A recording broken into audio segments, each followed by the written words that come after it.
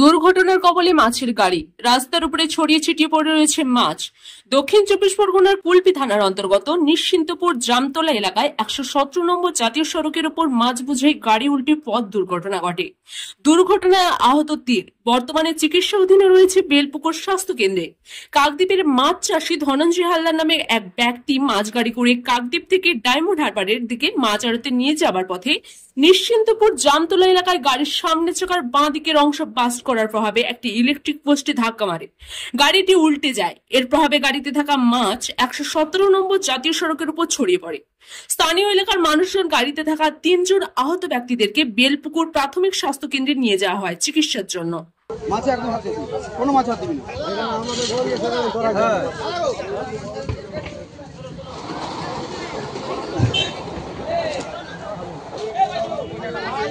কাকদ্বীপ থেকে ডায়মন্ড হারবার দিকে যাচ্ছিল। যাওয়ার পথে গাড়িটির বাঁ দিকে চাকা ব্লাস্ট করার কারণে গাড়িটি পাল্টি মারার পরে যে রাস্তায় যে মাছ পড়ে আছে মাছগুলো গ্রামের বাসিন্দারা ঘুরিয়ে আবার রিটার্ন পাঠানোর ব্যবস্থা করছে। তার জন্যে গাড়িও এসে আলাদাভাবে ক্যারেটে মাছ তুলছে। গ্রামবাসীবৃন্দ সবাই হেল্প করছে, সহযোগিতা করছে। আচ্ছা, এখানে যে গাড়ির মধ্যে যারা ছিল তারা কীভাবে কী পরিস্থিতি, কজন ছিল? গাড়ির মধ্যে 3 জন ছিল এবং ওনাদেরকে হসপিটালে পাঠানো হয়েছে। কোন হসপিটালে পাঠানো হয়েছে? বেলপুকুর হসপিটালে পাঠানো হয়েছে, ওনাদের চিকিৎসা চলছে। আপনার নাম?